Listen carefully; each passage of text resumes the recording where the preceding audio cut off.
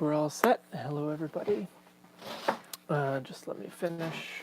I'm just doing this last book here. Give me a second. Miracle of Live Internet Television.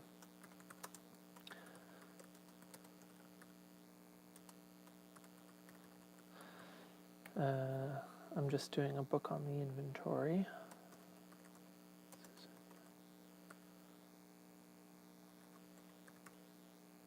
This is The Winter of Our Disconnect, subtitled How Three Totally Wild Teenagers and a Mother Who Slept with Her iPhone Pulled the Plug on Their Technology and Lived to Tell the Tale. It's a paperback. Good.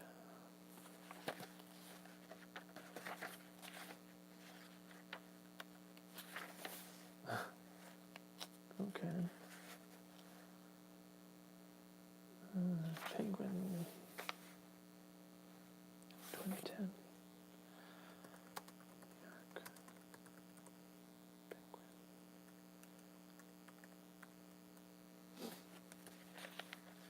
Penguin. Did I just see that this book was dedicated to? For Christine Nystrom and Neil Postman. Isn't that nice?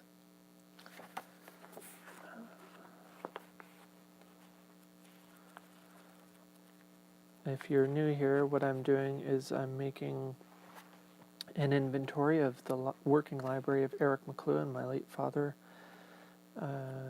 We're doing a bit of a special thing here, but I'm just finishing up. I've been here for a while.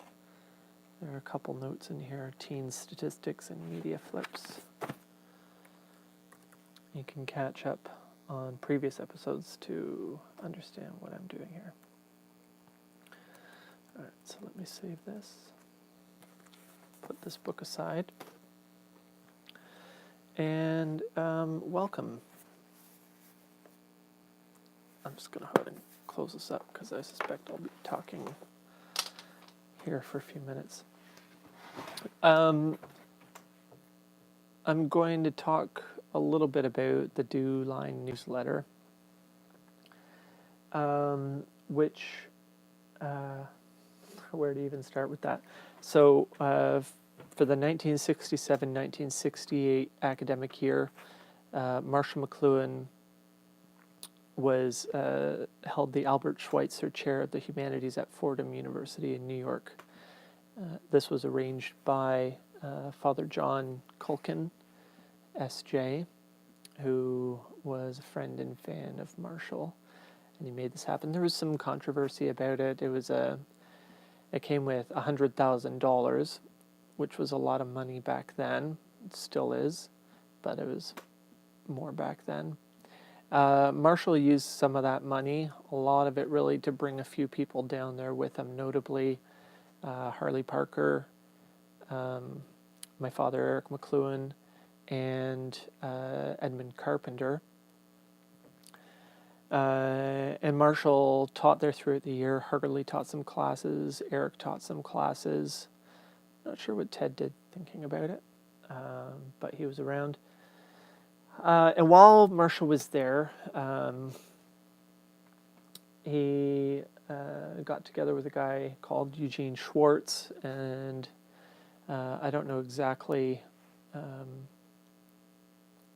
don't know a lot of that story, but Eugene Schwartz is a business guy, something called the Human Development Corporation, and together they cooked up this idea for the McLuhan DEW-LINE newsletter. It was sort of a blog before there were blogs. The idea anyway was that it was going to be hot off the top of McLuhan's head, newsletter style, and it was geared toward businessmen of the day. It was a good idea, but it had a number of problems. It was very ambitious, high production value. It looked pretty cool, but I think the consensus was that they overpromised and underdelivered, and it was sort of short-lived. It ran just into the third volume, I think 2 issues into the third volume, something around 20 total issues. And the concept at the front end was that it was going to be a multimedia thing, and it wasn't. I read a few letters that had been sent in from people saying that they didn't feel they got their money's worth and want to cancel their subscription, etc. So justifiably. But it remains a really interesting thing, and probably the more rare thing, rare McLuhan items, because although thousands of them went out, not a lot survive, at least not that I've ever seen. So it's rare to find a complete collection, and even individual issues can be hard to come by. So I have here some materials. The reason I have these materials is Eric McLuhan, my father, edited the DEW-LINE newsletter. So he was responsible basically for getting the content from Marshall and putting it together into the package. I mean, other people worked on it too. I don't know, pardon me, what a production day looked like, or a production week or month. I do know that it was supposed to be monthly. It ended up being bi-monthly. And it was notoriously late to press. That was one of the big problems with it. Marshall was just, in 67, 68, 69, 70, Marshall was at his peak of demand, and he just simply didn't have the time to do stuff. So what ended up happening is my dad, who had stayed in New York when Marshall returned to Toronto at the end of the Fordham year, Dad ended up going to Toronto, spending a couple days taking notes from Marshall, going back down to New York, assembling things. Even then, it ended up being more trouble than it was worth. But because of Dad's involvement, I have, this is our copy of the newsletter, and it's, I think, complete except for maybe one missing. And I don't even have originals for all of them. I have the first issue, and then the next 5 issues or so, I have copies. Other than that, I have originals, pretty much, which is very cool. We're going to get into that in a second. Here's a pretty cool artifact. This is the DEW-LINE mailing list. It's doubled over, but this is literally the record of every subscriber to the DEW-LINE newsletter. And it's business people, businessmen, generally, but not just business, funnily enough. We have T. McChesney, the First National Bank of Jefferson Parish, Louisiana, Jacksonville, Florida, People's Screen Printing, Professor McDaniel, Department of Geography, Middlesex College, University of Western Ontario,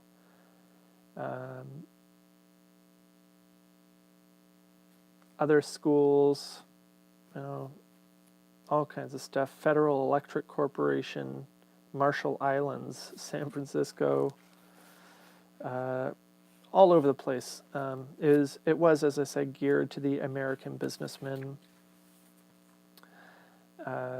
Sudbury, Ontario. Oh, here's somebody in Wychwood.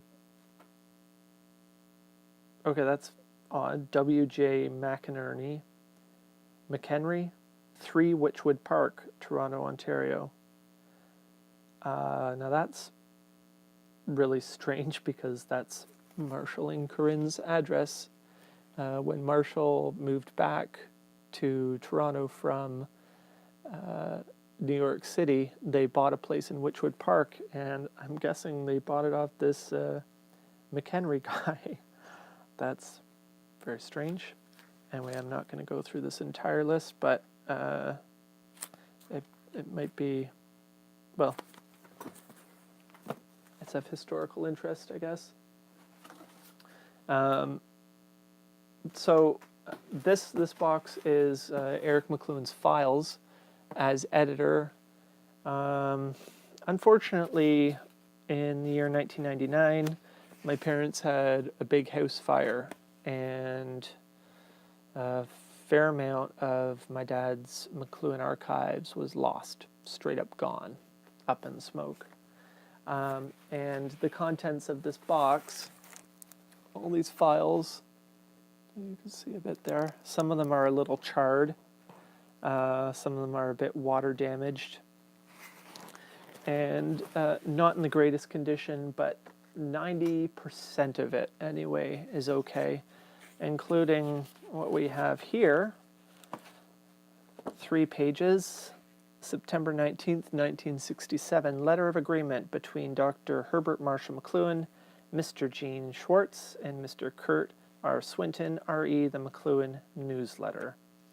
The undersigned parties hereby agree in principle to the following arrangements concerning publication of a monthly newsletter by Dr. Herbert Marshall McLuhan in cooperation with Information Incorporated of the City of New York, NY, USA, etc., etc., etc. Business details. So they did originally mean it to be monthly.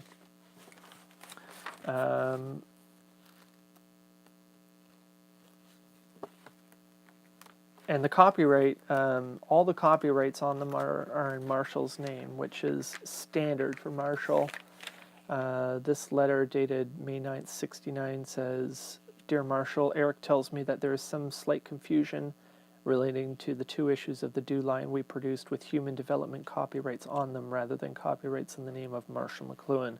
To clarify this point, I simply want to state that these copyrights are really yours, and this company considers them as your property entirely, as they always have been. Best regards, Gene Schwartz.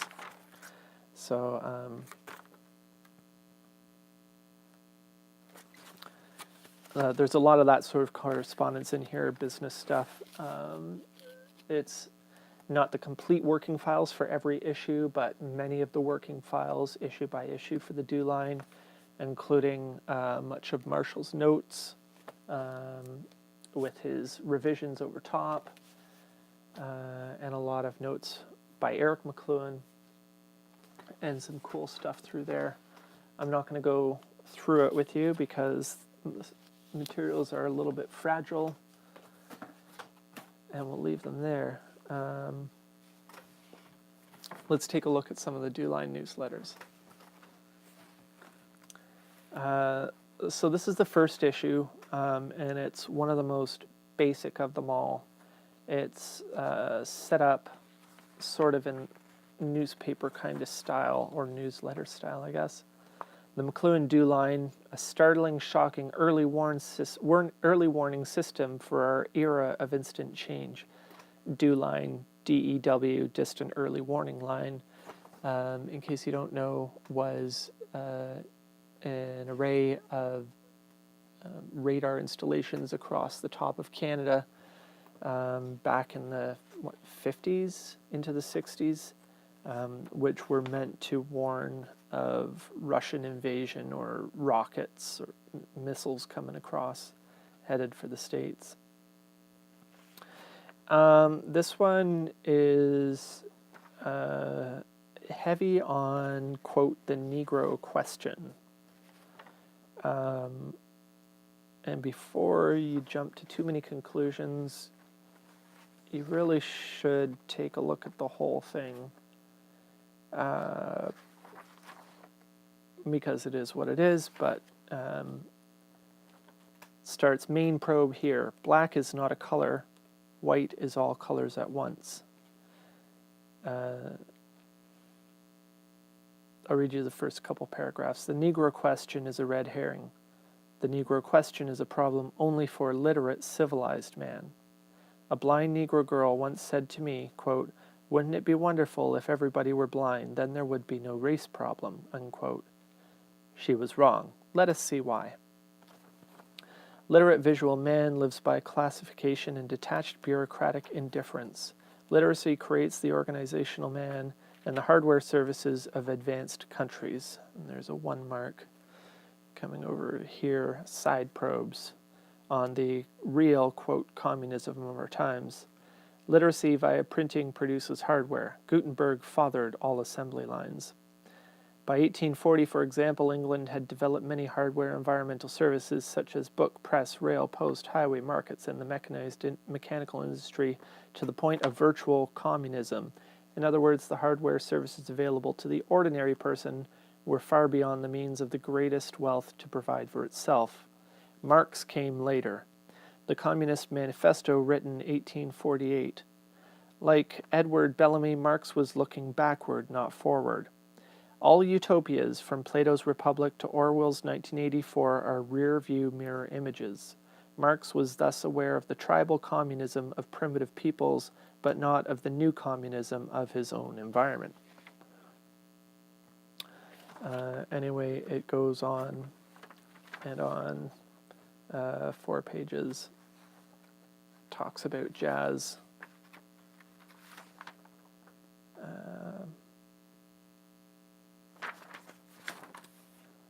So that's 1, 2. So volume 1, number 2, this is one that I have a copy of. This month's subject, violence. Violence is the effort to maintain or restore a weakened psyche. Violence is a quest for identity. Who am I? Violence is a norm on any frontier. Why? Because on the frontier, men have forgotten or left behind their old identities. A frontier is not a neighborhood, it is a gap, a ferment, an interface. Every new technology creates new frontiers, new environments. The Greek for environment is perivalo, to hit from all sides at once. A new environment is an attack on our senses and on our sense of ourselves. It numbs perception. I'll stop. A new environment is a gorgon that can be encountered and conquered only by the bright shield of Perseus, the mirror of art. The artist is engaged in writing a detailed history of the future because he is the only person who can live in the present. Wyndham Lewis. That's why today the artist shifts from the ivory tower to the control tower. No nation, no business can navigate now without the vision of the artist. Anyway, this one is much longer than the last couple issues, the last issue. And it goes on and on and on. This one, DEW-LINE, Volume 1, Number 3, A Second Way to Read War and Peace in the Global Village, or McLuhan Made Linear. This was a smaller format, bifolded thing, which we have a copy of. I'm not sure where the copy came from, but Dad put this together. Having to do with the book War and Peace in the Global Village.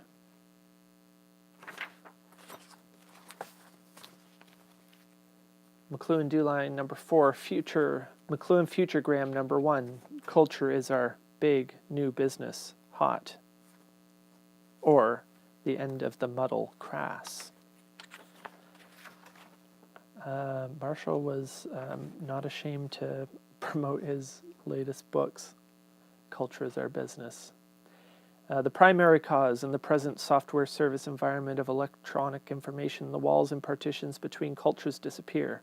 The divisions between highbrow and lowbrow disappear. All pasts become present. The first great culture business. And now we're seeing a bit of a mix of typographies. Culture is no longer bounded by education. It now spills out over our entire society. As culture itself becomes the biggest business, there are many bizarre results. With examples. Warning, storm coming. The new interface between the old hardware and the new software, between the old commerce and the new culture, creates a gap that is a furious ferment of new forms and changes. It has already driven many of our young to the inner trip. It will have the following effects immediately upon almost every facet of our society. The political gap, the educational gap, military, religious, producer, consumer, etc., etc. So what they've done is as you can see, they've taken a bunch of notes from Marshall, notes or dictations probably, and put them together into a kind of more zippy package. McLuhan DEW-LINE 5, Through the Vanishing Point, Reversal Through Speed Up, another book with Harley Parker, and this one's pretty wordy. This speaks to the criticism that people felt they weren't getting their money's worth. There are some notes in the box from Gene Schwartz, asking for, more than 4 pages. They want more content, basically. So here they're reaching it. They're getting a bit more. This is another copy of that. The McLuhan DEW-LINE, Volume 1, Number 6, December 68, Communism, Hard and Soft, which goes back to that little side note from the first issue about Marx being rearview mirror and how we already, for all intents and purposes, lived in a communist world. And this speaks to that. I'm going to present an outrageous hypothesis by way of probing these matters. I have tried it person to person on large groups of top businesses executives. I have presented it to numerous individuals in economics, in political science, and sociology. I have never had a single demur or criticism from any of these people concerning this outrageous hypothesis. Instead, I have had their total assents. It is this consensus of agreement with my hypothesis that fills me with doubt concerning it. If everybody thinks he's right, he's can't possibly be right. I'm going to state it briefly here in the hope of hearing some adequate critique directed against it. By 1830, England was a communist country, etc., etc.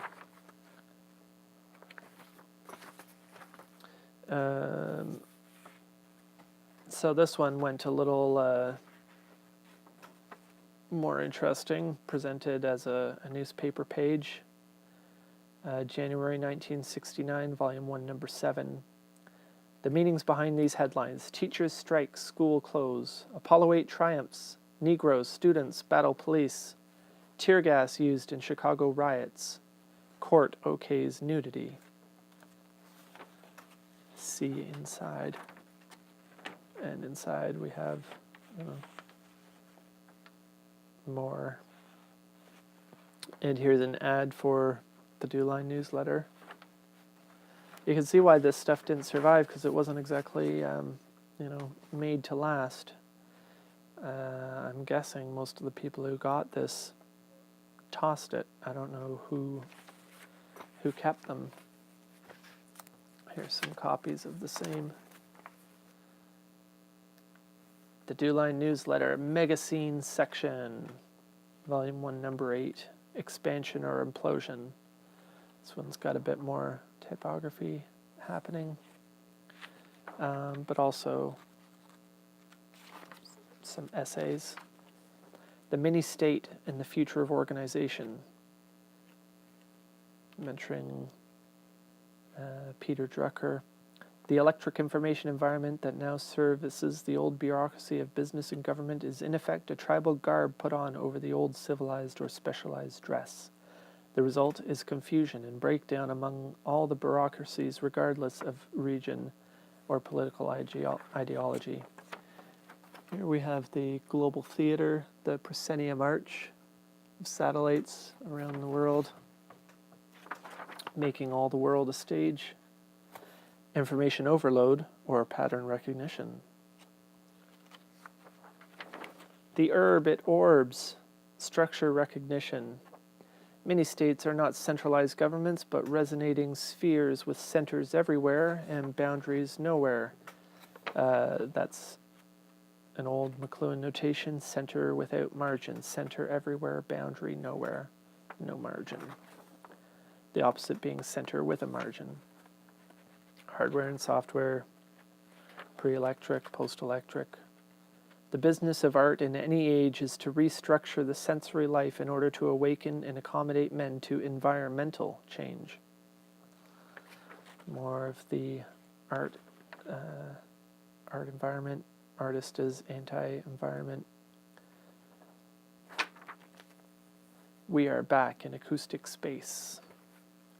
This one's cool. I featured some pictures of this on my Instagram, the McLuhan Institute Instagram. This is Volume 1, Number 9, March 1969, Section 1. Where are the other sections? Here they are. This was a 3-part thing. Section 1, Section 2, and Section 3. That's Wyndham Lewis's portrait of James Joyce, I think. Somebody will correct me on that, I'm sure. Ear, eye. The first, quote, sensory training kit, Volume 1, Number 3 of the DEW-LINE newsletter. That was the War and Peace in the Global Village linear McLuhan thing.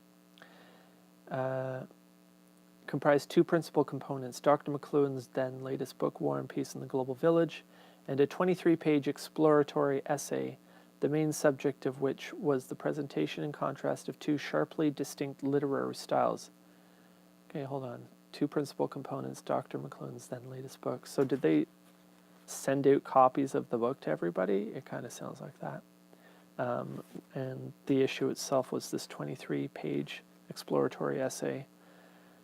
The linear or rational as presented for contrast and as adopted for the essay, and the non-linear mosaic style favored by Dr. McLuhan. And this, who was this by? This was, I believe Barry Nevitt wrote this piece. The next, The Sight of Sound, The Sound of Sight by Tony Schwartz, a sound essay, McLuhan DEW-LINE, Volume 1, Number 9, March 1969, Section 3. Tony Schwartz was a New York City-based sound engineer, advertising guy who was very well known in his day. Very interesting character. I believe he was... he did a lot of interesting things. He did a great study of New York City by postal code as it's heard, which was really interesting. He was a sound guy. And while he recorded everything, while Marshall was in New York City, he recorded Marshall McLuhan speaking in classes, to groups, with friends. There are hundreds, literally hundreds of hours of Tony Schwartz recordings of Marshall McLuhan. Tony would call up Marshall and record the conversation. There is an insane amount of audio to go through, and you can find it online. And here we have a pretty cool artifact. This is a flexi disc. I don't know. You may never have seen one of these, and you might never see one again. This is a completely flexible record. You can play this on a turntable.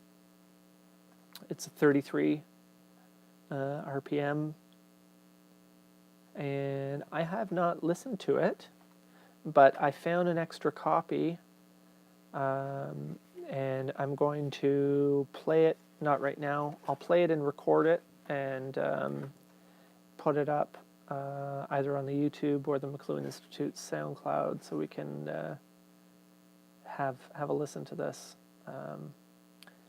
This starts, each medium conveys a message differently, or even a different message. Please read the following 3 paragraphs and try to think of the type of people who may have said them. You might even try to think of specific people. After reading these, you will be able to hear these specific comments on the enclosed record.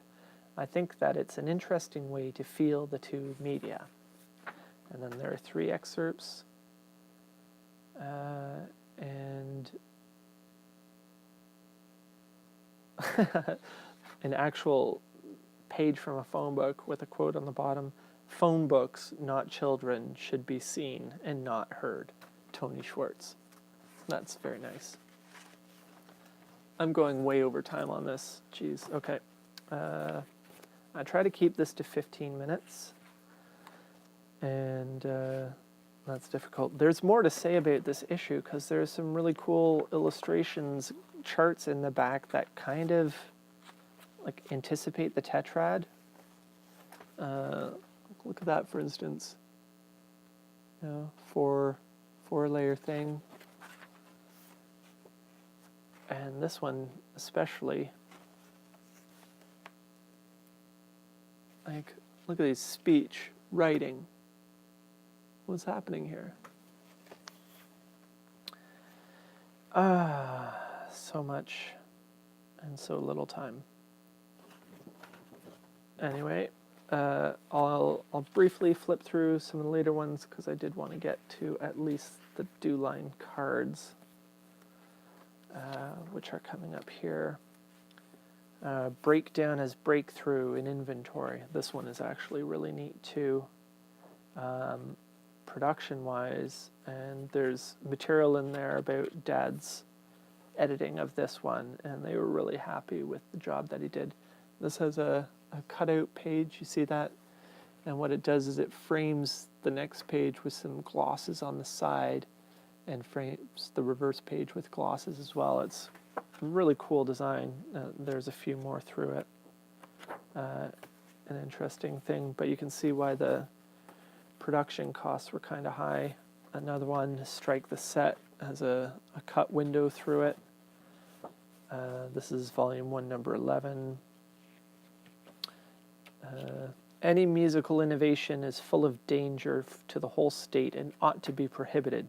Plato, apparently. And this scrolls up, scrolls this way, runs down. It's kind of interesting, a single column. Here we have volume 1, number 12, June 1969, Adverse Adjunct.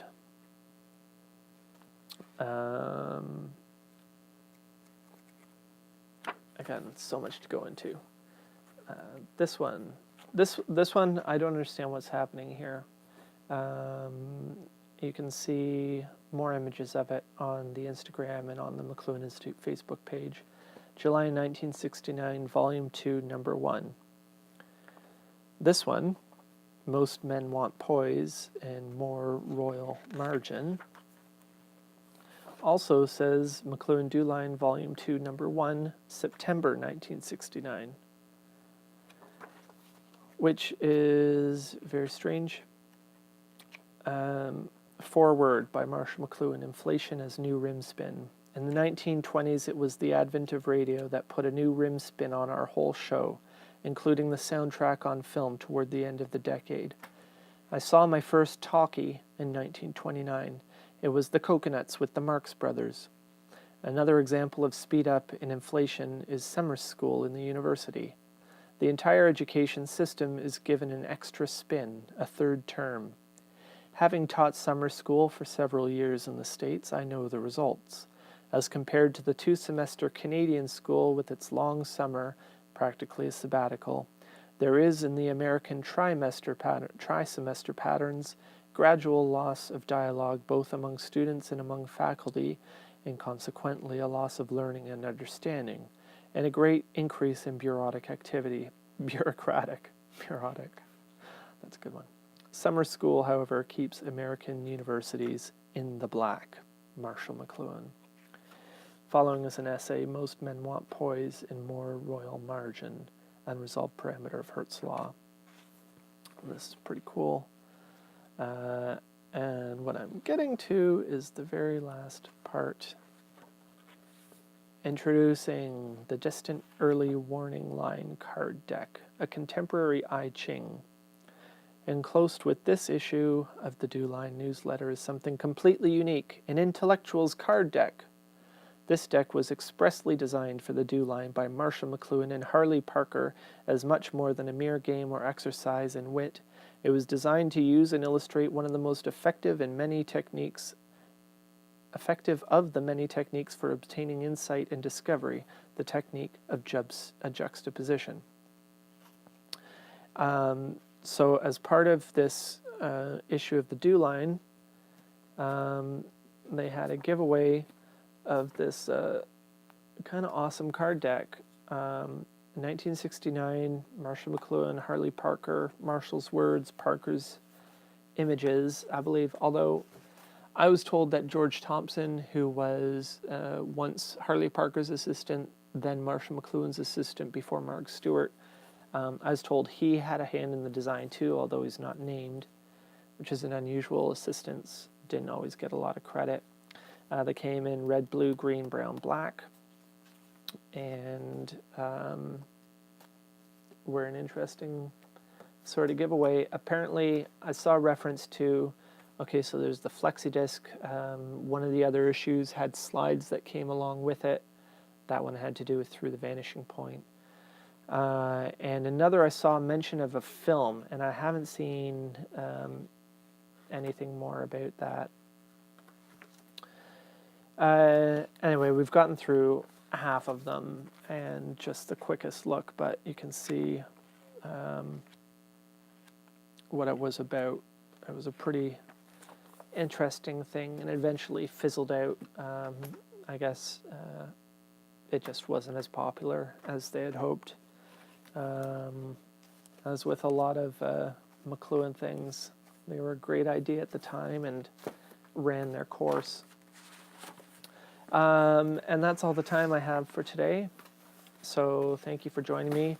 A special shout out to Scott McGovern and Ed Video in Guelph, Ontario, who just sent me a donation to help me do stuff with the Institute, specifically toward getting my nonprofit status, which is something I'm working on. So thanks to them, and thanks to you for watching. You can support patreon.com/McLuhan, or get in touch. Find me on Facebook, Twitter, Instagram, and I'll see you next time. Thanks a lot.